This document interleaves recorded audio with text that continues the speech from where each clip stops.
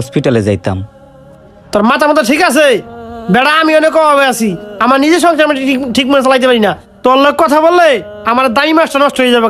এবার যা, চল, যত সব ঝামেলা। চাচা, আপনি টাকা দিবেন না কেন লিগা? আপনার কামটা তো মিয়া সুদের।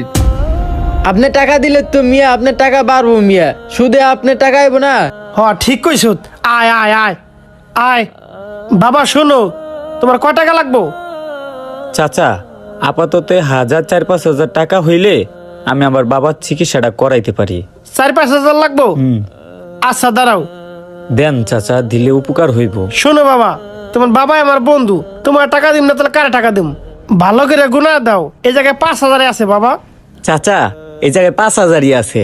বাবা তুমি একটা কাজ করো, তুমি আমারে 1,090 টাকা করে দিও, আর 90 টাকা করে 450 টাকা হয় মাসে, তুমি 400 টাকা করে দিও, তাইলে আমি খুশি। তার মানে চাচা, আপনি কি সুদের কথা কইতাছেন? হ্যাঁ, ব্যাপারটা তেমনই। হ্যাঁ, না চাচা,